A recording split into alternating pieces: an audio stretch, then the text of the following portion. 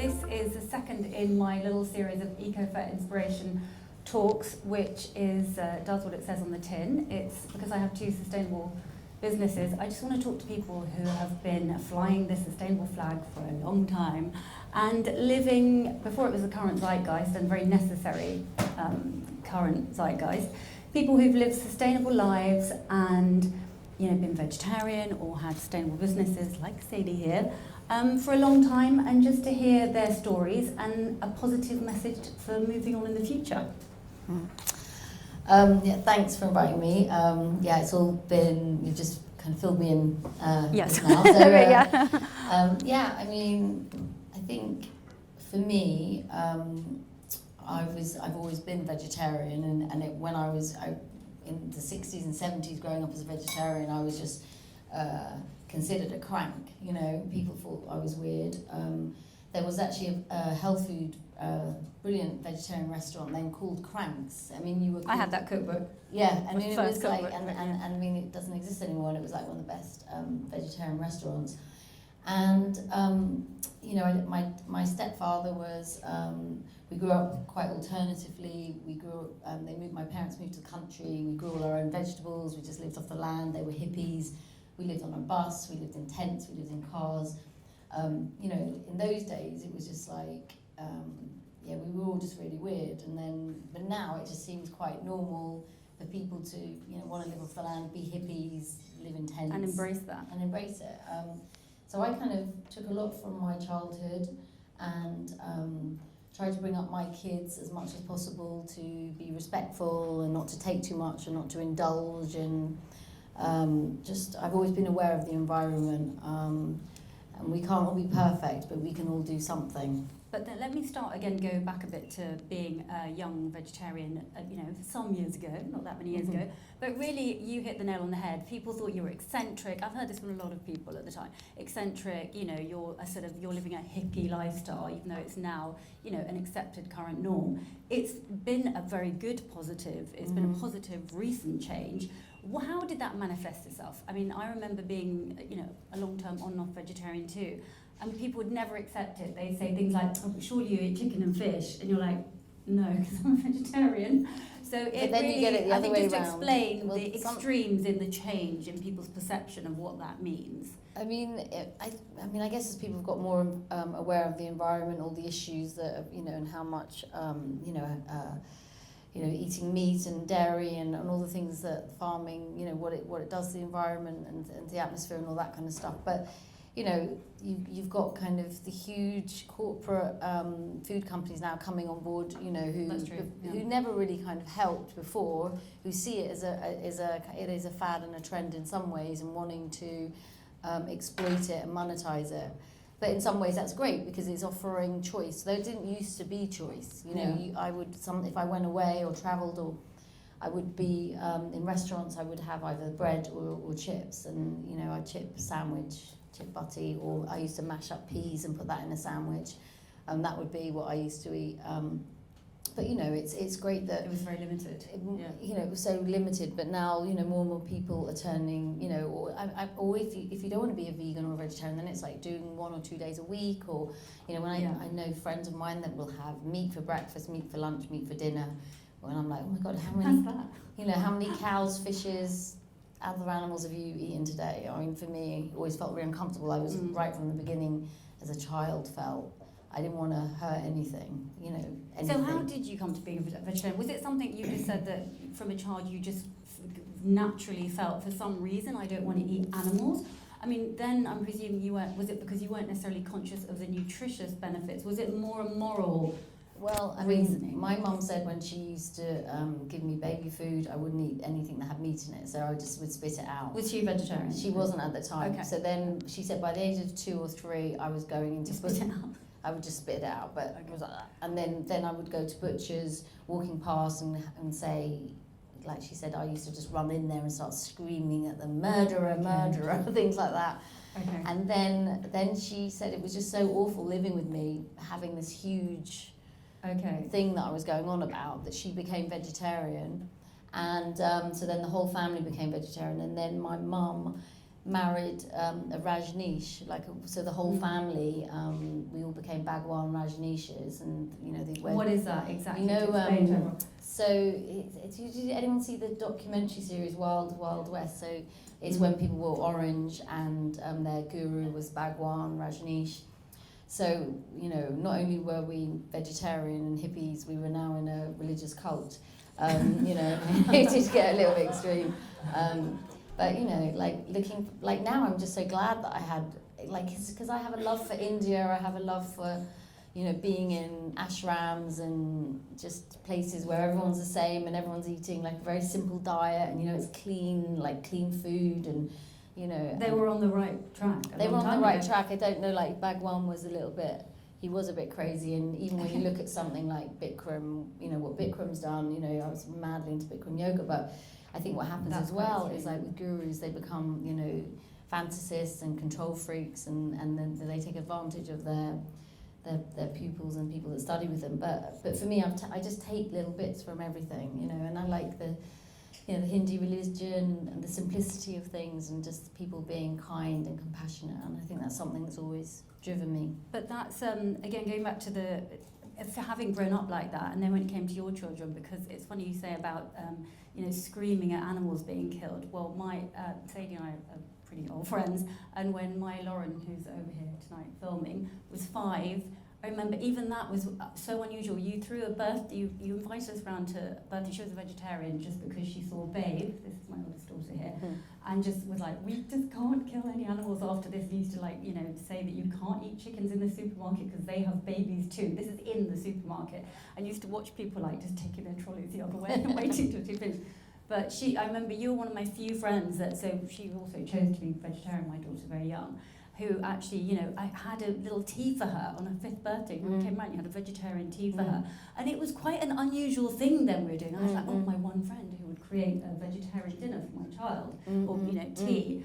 And then obviously you were bringing up your own children. So what was the difference? Was it becoming more mainstream by then? Were you really aware of it being a good, nutritious choice, rather than just a sort of hippie lifestyle choice by then? I mean, I studied nutrition. I went, but biology and human biology was important to me at school, and I studied nutrition and was quite obsessive about health and fitness from a very early age, and was going to macrobiotic restaurants and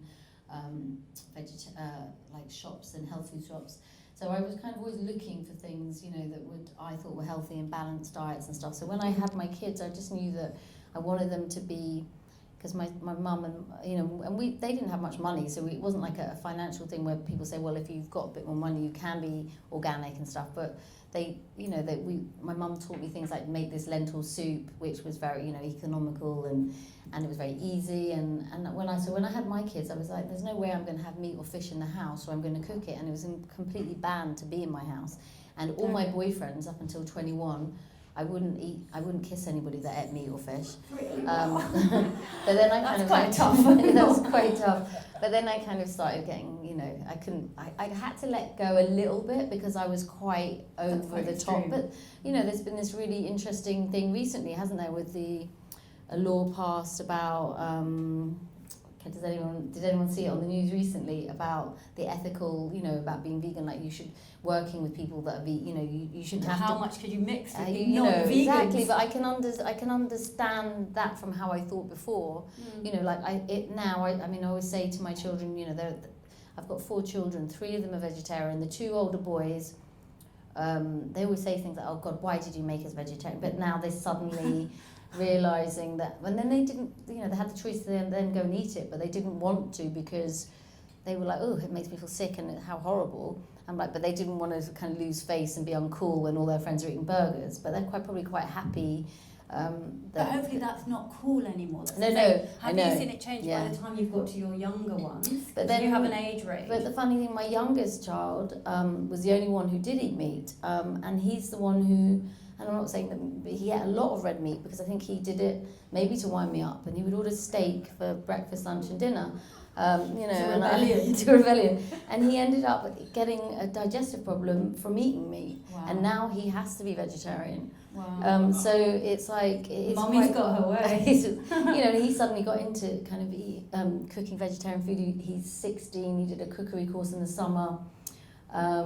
and it, you know, and most of my friends, you know, the close friends I have are vegetarian, and we go to vegetarian restaurants, because for me, I don't enjoy sitting next to somebody that's going to eat, you know, something kind of like, you know, bloody or anything. But the thing is, you know, for now, for me, it's a taste thing, it's an environmental thing, it's for, you know... It's a holistic approach. It's a holistic approach. I care for animals. I don't want to hurt anything. I can open a can of beans. We can do things. There are so many different alternatives now, so... That's true. It's, yeah. And talking about a holistic approach, the reality about being green, I think, or how we're all going to learn to really be more green and live like this, is to realise that no one should really beat themselves up. It's about having, choosing a healthier, maybe, you know, a little bit more exercise, Exactly. a little bit better food, something that's more respectful to the environment. I mean, on that note, you've had an equal obsession and passion since I've known you for yoga, which has grown and grown.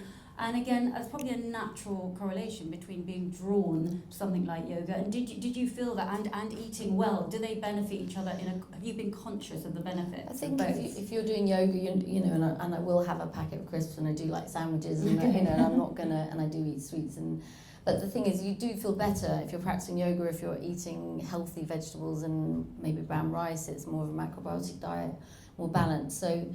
And then a lot of the yoga studios that you go to, if you go to try yoga, the food there is going to be pretty much vegan. Or if I go to Northern Goa and stay in a yoga retreat or ashram, the food's going to be vegetarian. So they do kind of go hand in hand, I think. And when you're living like that, so you're addressing all sides of your life, do you feel that, you know, for example, how easy it is? This is the other thing. I think the reality of, for example, obviously you're a producer and an actress, but, you know, predominantly producing a lot at the moment. You're quite prolific at the moment.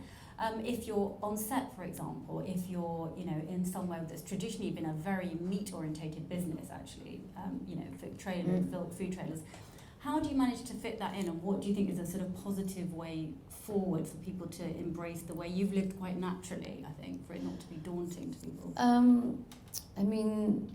So on film sets now, that, you know, you would be, you know, they would cater for everybody. You know, if you're gluten free, it has changed. There's definitely more choice. You know, for me, if I'm doing something, I would try. If I was doing an event or hosting events or doing food for something that I was doing, I would hopefully be able to do vegetarian or plant-based food for my event. So that, because that's my belief. You know, like for my birthday party in June, it will all be vegetarian, and that's how, because that's what I want it to be. And you know, and I think it's nice to kind of show people there are choices and in vegetarian food, and there's nice things, you know, different things, and there's so many great. I mean, I was on a TV show a couple of weeks ago called on Sunday mornings. It's the first cookery program for plant-based food, and it just shows there is this appetite for it. Yeah, exactly. So you think people can fit that, for example, they can fit into their lifestyle now, they can learn, they can be more green without it changing their life too drastically. I think people are quite nervous about, what does it mean, what do I have to give up, what do I have to do, and I think little baby steps means that you can fit into all sorts of all supermarkets areas. I mean, even like little supermarkets will have alternatives of vegan cheese or tofu or vegan, you know, mincemeat and things like that, and so you can make a nice spaghetti bolognese that's vegetarian, and so there are so many different choices. And going back to your, I'm talking about, you know, choosing an all-round, more sustainable life. You've naturally ended up now creating a yoga wear line, which is sustainable fabric, a lot of it, and even sustainable. Has that just now, does it just by osmosis filter through into all areas, or have you thought, I am staunchly going to make sure I'm sustainable as possible, or does it all feel quite natural, the progression? I think if I'm looking at things at myself, and you know, me personally, how I run my home and what I eat is one thing, and I'm trying to be caring and compassionate. And when I'm making clothes, and you know, I'm aware of what I'm doing, and I'm kind of making these t-shirts that are kind of recycled bamboo and recycled fabrics with non-toxic inks, and trying to do things that have a positive message. So I've done these kind of chakra yoga line, which is all, you know, a lot of research into sustainability. It's very difficult. You know, some areas it's easy to do. Other areas you might want to do what you want to do, and you might make a t-shirt. It might only be like £200 to make something. No one's going to buy it. But you know, everything I'm doing is going down that route, and I'm doing it, and you might lose sales from that, but I know that I'm keeping it small and like more like a little cottage industry, but it's what I believe in, and things that have positive messages. Looking for areas to kind of help people who have kind of interesting, dynamic, different ways of doing things. So yes, as I said, went back to screen printing our T-shirts with this non-toxic ink with somebody I met from school years ago. I brought this today because this is just like a bag, a sample of a bag we've been working on, and this is basically some a charity in Marrakesh where these are made from recycled old rice bags, and then there's some of the villages outside Marrakesh.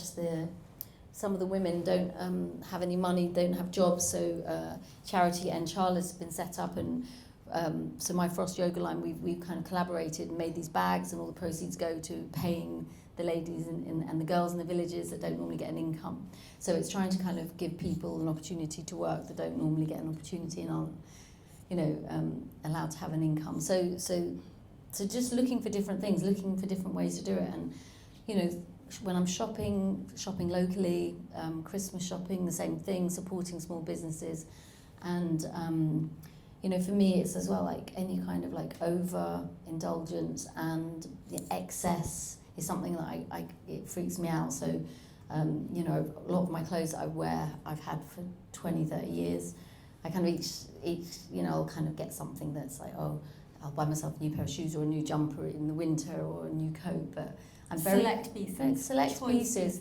Luckily, I've got a daughter who has some lovely clothes, so I'm nicking hers a lot. Like these are her boots, and you know, that's quite handy, and the boys' coats as well. So, but I try not to spend a lot of money on myself. I like to be. So it's basically an all-round way of living. I think also it's really important for people not to be daunted by the fact that everyone can make a little effort. No one's going to be perfect. We don't all have to be these kind of, you know, green goddess perfect people. It's maybe eating a little less meat. It's maybe paying a bit of attention to where something that you've bought has been made, having a little bit of it. It's an all-round approach, I think, a circular approach. Just a little shift in your head. I mean, there's definitely areas where I can expand and get better and improve, and all it's baby steps, and just everybody can do a little bit more. Baby steps into being green into the new decade, into the new roaring green 20s, I think. and also talking about being, you know, what are your most kind of green treats, you know, because I think that's one thing that people forget as well, that you can still eat well, drink well, and it can be amazing organic wine, amazing, you know, chocolate, whatever. What would you still say are the green luxuries? Let's have something positive. I don't know, give me some ideas. I don't know, maybe need some. Organic red wine? Yeah, organic red wine would be one. Absolutely. That, I mean, because once you start having nice organic wine, you can't really go back to the other stuff, you know, because you just gives you a headache. So, yeah, I mean, I think that's a really nice treat, is really wine that is just smooth and healthy and hasn't got all those horrible chemicals and stuff. And it's about balance as well. For example, travel. Obviously, you have to travel quite a lot for work. You know, have you taken that into consideration in the way you're travelling? Absolutely. You know, I do. You know, at the moment, I'm working in India. I'm doing a film about the transgender community in Mumbai. It's something I've been doing for researching and doing open casting and working with the community for about a year.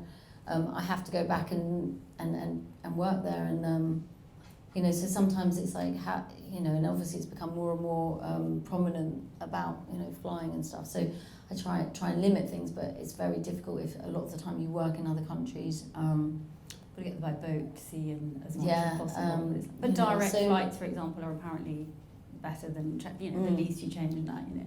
So are you mindful about, you know, you taking all areas into consideration as Absolutely, and in London, you know, getting the tube, you know, walking a lot. I don't really like driving. Well, I don't drive in London, and getting I love getting trains, and in England trains, Europe trains. But sometimes you've got to go across the other side of the world, and then that's something we all need to tackle, think about. And just looking forward, I think there has been a lot of, you know, there's a lot of doom and gloom, which needs to be, you know, we need to point out the dangers and, you know, the worst case scenario to get people into action and to take the crisis within the environment and everything else seriously. By the same token, I think it's quite nice to leave people, our children as well, with positive messages. Otherwise, no one will bother changing anything if we're all going to, perish in the next sort of, year. So what would be a positive message going forward into the next decade, do you think, for the next generation? What can we hope for them? I think just, for us all to be aware and discussing it, but then not to, because I know I get so over-involved and into this doom and gloom and watch the news. I'm a real kind of news addict. And I literally, the anxiety that I think we're all, and I guess we need to be feeling anxious and hugely concerned, but we're all going to die of panic attacks if we don't in some way just kind of try and kind of approach it in a holistic, realistic way, because the problem is we can't reverse a lot of the stuff that's been done, but we can slow things down.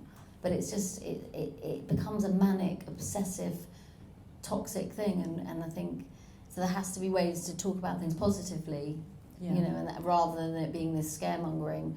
And encourage people with hope that they can change things, I think. I think so, because we've got to kind of, whatever existence we're living and this life we're living, we've got to live with hope and have a tranquility and a serenity, and try and kind of steer ourselves into the next, the next phase in a way that we can all live in some way which isn't going to be harmful. Thank you very much. Thank you very much, Joe, for talking to me. Thank you, Treehouse, for having us, and for everyone for coming.